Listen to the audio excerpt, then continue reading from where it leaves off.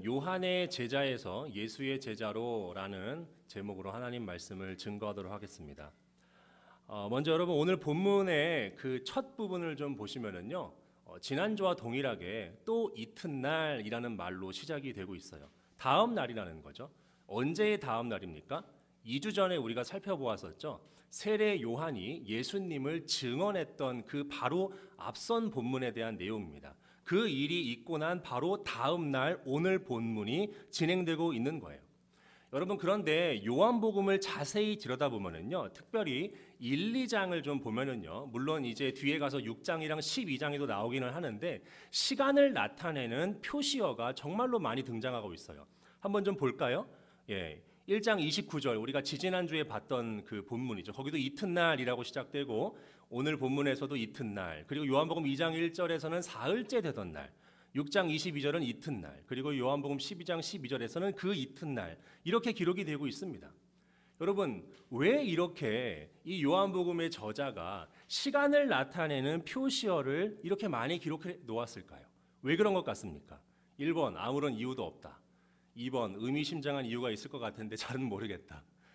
아무튼 뭔가 이유가 있기 때문에 이렇게 시간 표시어를 많이 썼을 거예요.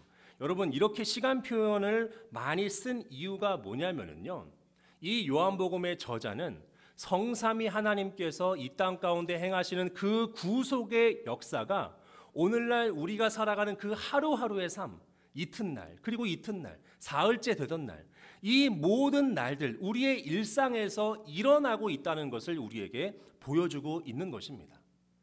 그래서 제가 좋아하는 어떤 목사님 중에 이 박대영 목사님이라는 분이 있어요. 그분이 쓴 그 요한 복음 강해서에 보니까 이렇게 표현을 해놨더라고요. 제가 좀 읽어드리겠습니다. 요한복음은 신이신 예수님이 인간이 되심으로써 육신의 세상에 오셔서 인간인 우리를 신의 영광과 생명에 참여하게 만드셨다는 것을 말해주는 책입니다. 그 다음부터가 중요합니다. 그런 엄청난 일이 오늘 자고 일어나서 밥 먹고 청소하고 빨래하고 학교 가서 공부하고 직장에서 일하고 텔레비전 보고 탁구 치고 시험 보고 요리하는 일상 속에서 일어나고 있다는 것을 보여주는 단어가 바로 이튿날이다 라고 그렇게 이야기하고 있는 것입니다. 여러분, 교회당도 중요하고요, 우리의 기도의 골방도 중요합니다. 그런데 거기서만 머무르는 신앙은 온전한 신앙이 아니에요. 우리의 기도의 골방과 교회당, 예배당으로부터 시작해서 그래서 우리의 모든 일상들, 하루하루의 삶, 거기까지 우리의 신앙이 펼쳐져야 하는 것입니다. 우리가 하루하루 삶을 살아가는 그 순간순간마다 주님의 역사하심을 누리고 하나님과 교제하고 하나님의 인도하심을 받아야 되는 것이에요. 그래서 이 이튿날이라는 표현을 통해서 주님께서 우리에게 이러한 메시지를 주고 있는 것입니다. 그러니까 좀 더 쉽게 말하면 주님과 동행해야 한다는 것입니다. 여러분, 주님과 매일매일 동행하십니까? 우리가 주일이 지나면 우리의 삶은 어떤지 한번 좀 돌아봤으면 좋겠어요. 하나님께서는요, 하나님과 동행하는 자들을 찾으세요. 그리고 하나님과 동행하는 자들을 너무나도 귀히 여기십니다. 대표적인 그 성경에 나오는 예가 누가 그렇습니까? 에녹이 그래요. 여러분은 에녹 다 아시죠? 우리 창세기 5장 21절부터 24절 말씀을 좀 살펴보도록 할게요. 여러분, 에녹이요, 몇 년 동안 주님과 동행했다고 나옵니까? 몇 년 동안 동행했어요? 300년을 동행했습니다. 그러니까 300년 동안 주님과 아주 밀착해서 정말 주님과 교제하고 정말 그분을 일상에서 누리고 정말 하나님과 동행하며 살았던 것이 바로 에녹이에요. 이런 에녹을 주님께서 어떻게 여기십니까? 우리 히브리서 11장 5절 말씀 같이 한번 읽어보도록 할게요. 시작. 믿음으로 에녹은 죽음을 보지 않고 옮겨졌으니 하나님이 그를 옮기심으로 다시 보이지 아니하였느니라. 그는 옮겨지기 전에 하나님을 기쁘시게 하는 자라 하는 증거를 받았느니라. 이렇게 주님과 밀착해서 동행하는 에녹을 하나님이 어떻게 하신다고요? 기뻐하시는 거예요. 너무나도 기뻐하시는 것입니다. 그리고 이 히브리서 11장 5절 바로 그 다음 구절에 이 5절의 근거에서 에녹의 동행하는 삶의 근거에서 기독교 신앙의 요체에 대해서 이야기를 하고 있어요. 한 번만 다시 같이 읽어보면 6절입니다. 시작. 믿음이 없이는 하나님을 기쁘시게 하지 못하나니. 여러분, 여기에서의 믿음은 뭐예요? 5절 말씀의 근거에 보면 그냥 우리가 지식적으로 하나님을 인정하고 믿는 것이 아니라 바로 에녹처럼 동행하는 삶을 사는 것입니다. 그게 믿음이에요. 그 믿음이 하나님을 기쁘시게 한다는 것입니다. 여러분, 또 한 명 더 있습니다. 주님과의 동행을 누린 사람이 누가 있습니까? 노아가 그렇습니다. 노아. 우리 창세기 6장 9절 말씀에 보면 뭐라고 되어 있어요? 노아는 의인이요 당대의 완전한 자라 그는 하나님과 뭐 했으며 동행했으며 라고 기록이 되어 있습니다. 그런데 이 노아를 통해서는 하나님과 동행하는 것이 구체적으로 무엇인지에 대해서 우리가 알 수 있을 것 같아요. 하나님과 동행하는 것이 구체적으로 뭔가? 걸어가면서 성경책을 읽는 걸까요? 아니면 걸어가면서 중얼중얼하면서 기도를 하는 삶일까요? 노아를 통해서 정말 구체적으로 하나님과 동행하는 삶이 무엇인 줄 알게 되는데, 먼저 노아가 어떤 상황 가운데서 살았냐면 창세기 6장 11절부터 12절 말씀을 보면은요, 완전히 부패한 상황 가운데 살았습니다. 세상이 악해졌고요, 모든 혈육 있는 자들의 행위가 다 부패한 그런 상황 가운데 노아가 살았어요. 그리고 창세기 6장 5절부터 6절 말씀을 보면은 얼마나 상황이 안 좋았냐면 하나님께서 인간을 지으신 것을 한탄하실 정도로 세상이 완전히 악했습니다.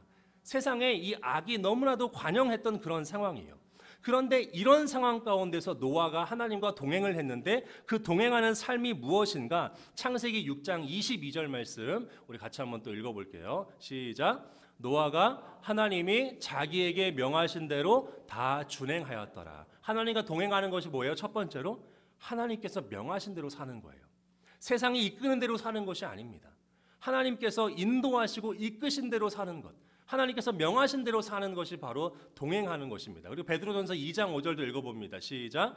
정의를 부르짖던 사람인 노아와. 노아가 뭐 했어요? 우리는 방주만 만든 줄 알고 있죠? 그냥 가만히 아무것도 안 하고 그냥 나무 썰면서 목공일 하면서 방주만 만든지 아는데 베드로전서 2장 5절에 뭐라고 나와 있죠? 정의를 부르짖었어요. 잘못된 것을 보면서 이건 잘못됐다. 그리고 바로잡고 고치는 일들을 한 것입니다. 그리고 그것을 선포하는 사람이었던 거예요. 노아가요. 창세기 7장 1절에는 이러한 노아를 주님께서 뭐라고 말씀하십니까? 의롭다고 말하시는 거예요. 이게 바로 주님과 동행하는 삶입니다. 주님의 명령을 따르고 이 세상을 닮아가지 아니하고 그리고 정말 정의를 추구하며 사는 삶, 이것이 바로 하나님과 동행하는 거예요. 그래서 주님께서는 이렇게 주님과 동행하는 노아를 어떻게 말씀하십니까? 창세기 6장 8절에 보니까 그러나 노아는 여호와께 은혜를 입었더라 라고 이야기하고 있어요. 그러므로 여러분, 우리가 일상에서 주님과 동행해야 합니다. 여러분의 삶의 순간순간마다 이튿날 그리고 이튿날 또 사흘째 되던 날 매 순간 하루하루가 지날 때마다 주님과 동행해야 돼요. 경건의 삶이 받쳐줘야 하는 것입니다. 여러분, 경건이 뭔지 아십니까? 경건이 뭘까요? 거룩한 척을 하는 게 경건이 아닙니다. 저처럼 이렇게 검은 정장을 입고 검은 성경을 들고 다니는 것이 경건이 아니에요. 경건은 하나님을 소유하는 것입니다. 한번 따라해 볼게요. 경건은 하나님을 소유하는 것이다. 그러니까 무슨 우상처럼 하나님을 소유하는 것, 그런 것이 아니라 제가 어떤 단어를 선택할지 좀 잘 몰라서 소유라는 단어를 택했는데 하나님이 내 안에 가득한 거예요. 하나님이 내 안에 충만한 것입니다. 그게 경건이에요. 우리가 매일매일의 삶 가운데서 이 경건을 추구하며 살아가는 것입니다. 이게 주님과 동행하는 원동력이 되는 것이고, 그리고 우리가 일상 신앙생활을 영위할 수 있게 되는 근원이 되는 거예요. 그래서 야고보서 4장 8절에 이렇게 말씀합니다. 우리 같이 한번 읽어봅니다. 시작. 하나님을 가까이 하라. 그리하면 너희를 가까이 하시리라. 이거 명령문이에요. 하나님을 가까이 하십시오, 여러분. 그럴 때에 어떻게 하십니까? 하나님이 여러분들을 가까이 하세요. 그냥 우울하고 힘들고 어려운 상황 가운데서 그냥 거기에서 그렇게 그냥 멈춘 상태로 있지 마세요. 하나님을 가까이 하십시오. 그러면 하나님이 여러분들을 가까이 하실 거예요. 그리고 그걸 뭐라고 얘기합니까? 시편 73편 28절에 그게 복이에요. 그게 복입니다. 좋은 대학 가고 좋은 직장 얻는 것만이 복이 아니라 하나님이 내 안에 가득한 상태, 내가 하나님을 가까이 할 때 하나님도 나를 가까이 하고, 그럴 때 누려지는 그 은혜와 충만함과 평강이 바로 복이라는 것입니다. 이게 일상의 신앙생활이고 이게 경건한 삶인 거예요. 이게 노아와 그리고 에녹이 살았던 삶인 것입니다. 그리고 오늘 본문인 그 이튿날이라는 표현을 통해서 우리에게 일상의 신앙생활을 살아가라고 촉구하고 있는 거예요. 특별히 여러분 이 경건의 생활에는요, 이러한 우리가 내적으로 그렇게 누리는 그러한 어떤 평강뿐만 아니라 실제적인 유익이 있다고 성경이 우리에게 증거하고 있습니다. 우리 디모데전서입니다. 디모데전서 4장 7절부터 8절인데 이거는 여러분들이 좀 읽어줬으면 좋겠습니다. 같이 읽습니다. 시작. 망령되고 허탄한 신화를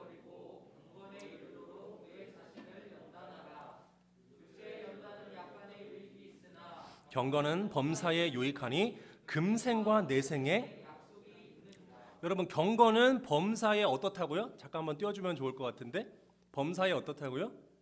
유익합니다. 예. 우리가 경건한 삶을 사는 것이 범사에 유익해요. 그냥 단순한 신앙생활에만 유익한 것이 아니라 모든 일들 가운데 유익해요. 금생과 내생, 금생이 뭐죠? 바로 현재의 삶입니다. 내생은 뭐예요? 후대에 우리가 죽어서 사는 삶이잖아요. 이 모든 것들 가운데 영생이 유익해요. 제가 한 2, 3주 동안 진짜 정신 상태가 해롱해롱했어요. 그래서 제가 이번 주는 좀 회복을 해야겠다.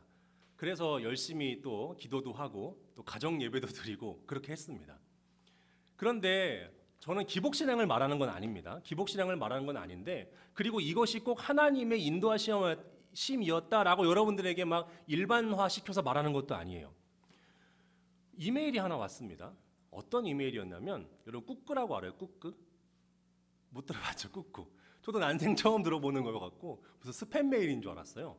그랬는데 그 내용을 읽어보니까 그 꾸꾸가 뭐냐면 그 어린이들 한 5살부터 13살까지 애들에게 줌을 통해서 여러 가지 뭐 다양한 교육을 하더라고요. 영어도 가르치고 뭐 독서도 가르치고 논술도 가르치고 과학 만들기도 가르치고 뭐 여러 가지 진짜 너무 많아요. 음악도 가르치고요. 뭐 만들기도 가르치는데 그런 전체 플랫폼인데 업계 1위래요. 아동 업계 1위. 근데 거기에서 제 이제 유튜브를 보고서 연락이 온 거죠. 그래서 저한테 이런 얘기를 하는 거예요. 뉴베리 수상작, 뉴베리라고 있어요. 그 뉴베리 수상작 아동 소설 그 이제 상 주는 거거든요. 그걸로 하는 원서 강독 강좌 하나랑 영어 성경 강좌를 하나 해주면은 어떻겠어요? 이러는 거예요, 저한테. 물론 여러분들은 뭐 그게 그냥 그런가 보다 대수롭지 않게 여길 수도 있겠지만 제가 세종으로 이사 가면서 제 그 이제 입학 동기였던 목사님이 개척을 해서 지금 저기 인계 지역에 시흥 쪽에 있는 곳에 이제 개척을 해서 지금 상당히 안정됐어요. 근데 그분이 저 세종 내려갈 때 이런 말을 하더라고요. 너 가서 학원 차린 다음에 개척해라 그러더라고요. 근데 저는 그 얘기를 좀 무시했어요. 그런데 이 동네에 와갖고 살아보니까 아동들이 되게 많아요. 초등학생들이. 그래서 제가 그냥 흘기듯이 아내한테 이렇게 얘기를 했어요. 우리 그냥 원서 강독하는 그런 어떤 아동들을 위한 학원을 여기 세종시에다가 차리고 개척하면 어떨까라고 그냥 제가 그렇게 넌지시 얘기했거든요. 그런데 이제 제 유튜브는 아동이랑은 거래가 멉니다. 전혀 상관없는 거예요. 예, 아마 아동들이 제 유튜브를 보면은 영어를 놓아버릴 거예요. 그런데 이제 그런 연락이 온 거죠. 여러분 이거를 갖다가 어떻게 생각하실지 모르겠지만은 저는 믿음 안에서 이것도 하나님이 저에게 주시는 범사의 유익입니다. 인도하심이 있는 거예요. 그것을 통해서 무슨 뭐 돈을 일확천금을 벌라고 하나님이 주신 것이 아니라 걸음걸음을 인도하시는 유익이 있는 거예요. 이것이 최종적으로 정말 하나님이 나를 인도하셨는지 아닌지는 저는 아직 잘 모릅니다. 미래는 주님 손에 있는 거예요. 하지만 나의 모든 삶 가운데서 내가 주님을 가까이 하고 주님이 나를 가까이 하고 내 안에 복으로 충만한 상태가 있을 때에 주님께서 범사에 유익하게 하신다는 거예요. 이런 은혜가 여러분들에게 있기를 바랍니다. 우리 여호수아 1장 8절 말씀도 한번 같이 읽어보도록 할게요. 여호수아 1장 8절 말씀 시작. 이 율법책을 내 입에서 떠나지 말게 하며 주야로 그것을 묵상하며 그 안에 기록된 대로 다 지켜 행하라. 그리하면 내 길이 평탄하게 될 것이며 내가 형통하리라. 여러분 율법을 가까이 하는 거죠. 율법을 가까이 한다는 건 그냥 읽고 공부한다는 것이 아니라 옛날 고대 시대 때의 이스라엘 백성들은 계속 읊조려요. 이거를 막 읊조리면서 하나님께 이걸 선포하기도 하고 그 말씀을 토대로 기도하기도 하는 그런 모든 경건의 중심이 바로 율법을 가까이 하는 겁니다. 그럴 때 주님께서 뭐 해주신다는 거예요? 형통케 하는 거예요. 인도하신다는 것입니다. 창세기 39장 3절에서도 요셉을 보면 우리가 알 수 있죠. 그의 주인이 여호와께서 그와 함께 하심을 보며 또 여호와께서 그의 범사에 형통하게 하심을 보았더라. 세상이 우리가 하나님과 함께함으로 말미암아 누리는 그 형통을 세상이 보는 거예요. 이게 바로 복의 근원이 된 삶입니다. 이것이 일상 신앙생활을 살아가는 자들에게 주님께서 주고자 하는 은혜요 축복이 되는 거예요. 여러분, 여러분의 일상의 신앙생활을 돌아보시는 한 주 되었으면 좋겠습니다. 매일매일의 여러분의 삶이 정말 주님을 사모하고 주님을 간구하는 여러분들 되었으면 좋겠어요. 그래서 주님과 교제함으로 말미암아 정말 복의 근원이 되고 형통한 삶을 살게 되는 축복이 여러분들 가운데 가득하기를 주님의 이름으로 축복합니다. 자, 그리고 두 번째로 좀 말씀을 보도록 할게요. 자, 이제 이튿날이라는 표현을 우리가 살펴봤고요. 이제 이 세례 요한의 두 명의 제자가 나타납니다. 요한복음 1장 35절에 보면은요, 또 이튿날 요한이 자기 제자 중에 두 사람과 함께 섰대요. 여러분, 세례 요한한테 제자가 있었다는 것이 좀 신기하지 않습니까? 저는 좀 신기하더라고요, 이게. 예수님의 12제자는 우리가 많이 생각을 해봤지만 세례 요한에게도 제자가 있었대요. 왜 그러냐면 세례 요한의 영향력이 어마어마했습니다. 우리가 이전에도 읽어봤던 말씀인데 마가복음 1장 4절부터 5절 말씀에 보면은요, 온 유대 지방과 예루살렘 사람이 다 세례 요한에게 나아갔어요. 그러니까 세례 요한의 영향력이 엄청났겠죠. 그리고 정말 이렇게 영향력이 엄청나니까 많은 사람들이 세례 요한의 제자가 되었을 것 같아요. 그 증거가 어디 나오냐면 사도행전에 나옵니다. 사도행전에 보면은요, 아볼로라는 사람이 나와요. 사도행전 18장에 보면 아볼로가 나오는데 이 아볼로가 요한의 세례만 알았다고 이야기를 합니다. 그러니까 이 아볼로도 세례 요한의 가르침에 이제 그 가르침을 받은 세례 요한의 제자 그룹에 속해 있던 자라고 우리가 추측해 볼 수 있는 거죠. 그리고 사도행전 19장에 보면은요, 1절부터 3절에도요, 에베소에 있는 어떤 제자들이 나오는데 그 제자들이 뭐만 알았다고요? 요한의 세례만 알았어요. 그러니까 세례 요한의 제자들이 정말로 이 지중해 주변에도 상당히 많았다는 겁니다. 그 정도로 영향력이 있던 사람이기 때문이죠. 그런데 예수님을 알았어요? 몰랐어요? 전혀 몰랐던 거예요. 오늘 본문에 나오는 이 두 제자도요, 예수님을 알았을까요? 몰랐을까요? 전혀 모른 겁니다. 세례 요한만 알았고 그 세례 요한의 세례 신학에 대해서만 알았던 거죠.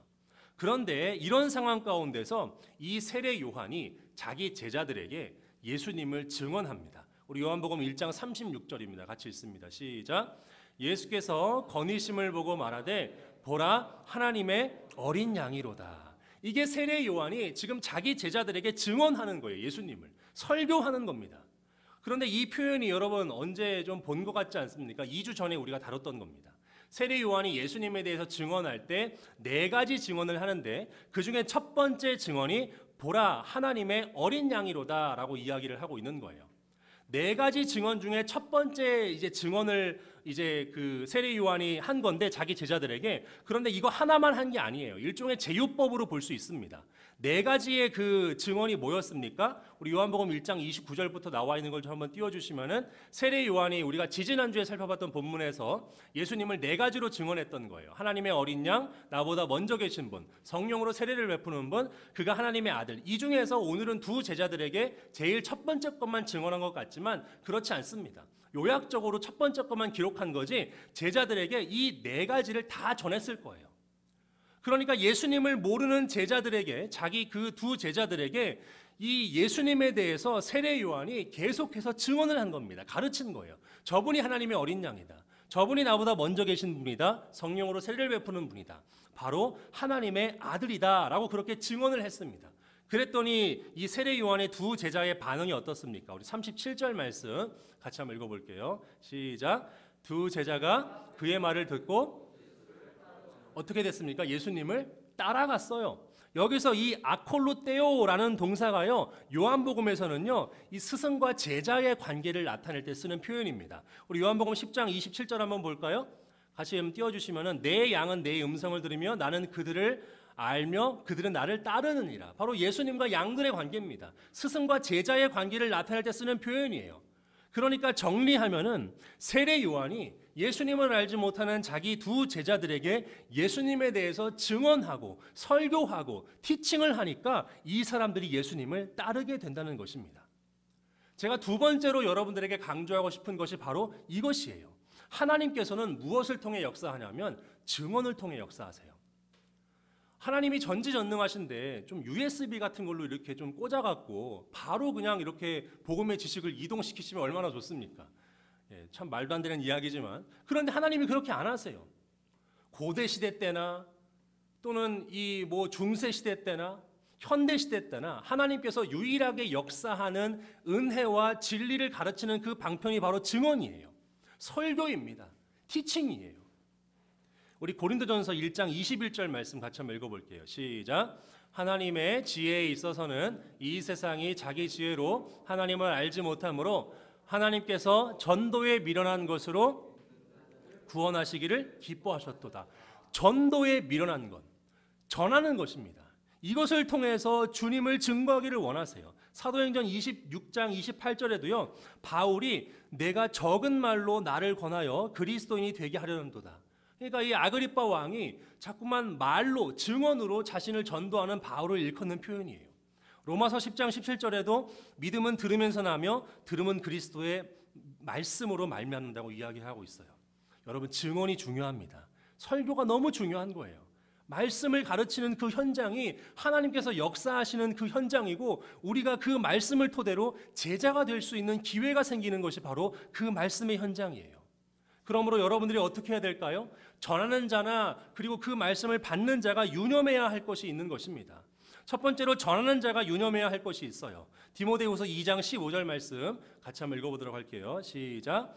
너는 진리의 말씀을 옳게 분별하여 부끄러울 것이 없는 일꾼으로 인정된 자로 자신을 하나님 앞에 드리기를 힘쓰라. 전하는 자가 이 유념해야 될 것이 뭐예요? 하나님의 말씀을 올바르게 전해야 됩니다. 다른 이야기 하면 안 돼요. 하나님의 말씀을 옳게 분별하는 것이 너무나도 귀중한 것입니다. 그리고 두 번째로 말씀 사역에 헌신을 해야 됩니다. 디모데전서 4장 13절 말씀 같이 읽어봅니다. 시작. 내가 이를 때까지 읽는 것과 권하는 것과 가르치는 것에 전념하라. 전념하는 삶이 필요한 거예요. 설교자들, 말씀을 가르치는 사람들은 정말로 이 말씀 사역에 온전히 내 인생을 헌신해야 하는 것입니다. 이것이 전하는 자가 유념해야 될 거죠. 그리고 말씀을 듣는 자도 유념해야 될 것이 있습니다. 첫 번째로 재미로만 들으면 안 돼요. 우리 마가복음 12장 35절부터 37절 말씀 보면은요. 37절 말씀에 많은 사람들이 예수님의 말씀을 어떻게 들었다고 나와 있죠? 즐겁게 들었대요. 영어 성경에 보면 인조이 했다고 나와 있습니다. 웃기게 재밌게 들은 거예요. 와, 저 말씀 참 재밌네. 아, 참 저거 즐겁네. 이렇게만 들은 겁니다. 그런데 이렇게만 들으면 안 되는 거예요. 그럼 어떻게 들어야 하는가? 정말 바른 마음으로 들어야 됩니다. 우리 사도행전 17장 11절 말씀에 보면은요. 베레아 성도들이 뭐라 그래요? 간절한 마음으로 말씀을 받았어요. 정말 나에게 주시는 하나님의 말씀이구나. 내가 저 말씀을 살아내야겠다. 내가 저 말씀을 간직해야겠다라는 그 간절한 마음으로 말씀을 받은 거예요. 그리고 또 우리 간절한 말씀으로 말씀을 받은 거죠. 그리고 야고보서 1장 21절 말씀도 한번 같이 읽어볼게요. 우리 노란 것만 같이 한번 읽어보도록 하겠습니다. 노란 부분만 시작. 온유한 마음으로 여러분 속에 심어주신 말씀을 받아들여야 합니다. 어떤 마음이에요? 온유한 마음입니다. 완악한 마음으로, 짜증내는 마음으로, 하나님을 원망하는 마음이 아니라 나를 사랑하시고 나를 위해 몸짓고 피 흘리신 그 예수님을 바라보면서 그 예수님이 나에게 선한 것들을 주시고 좋은 것들을 주시겠지, 선하고 온유한 마음으로 주의 말씀을 받아야 되는 것이에요. 그리고 마지막으로 우리가 그 말씀을 반추하고 묵상하는 것을 통해서 내 삶에 반드시 적용하겠다는 생각을 가지고 우리가 말씀을 받아야 됩니다. 우리 고린도전서 10장 5절과 6절 말씀 같이 한번 읽어봅니다. 시작. 그러나 그들의 다수를 하나님이 기뻐하지 아니하셨으므로 그들이 광야에서 멸망을 받았느니라. 이러한 일은 우리의 본보기가 되어 우리로 하여금 그들이 악을 즐겨한 것 같이 즐겨하는 자가 되지 않게 하려 함이니. 우리의 거울과 본보기가 되는 거죠. 말씀을 통해서 나를 바라보는 거예요. 내 삶에 그 말씀을 적용하는 것입니다. 이게 너무나도 중요해요. 듣고 잊어버리고 끝이 아니라는 거예요.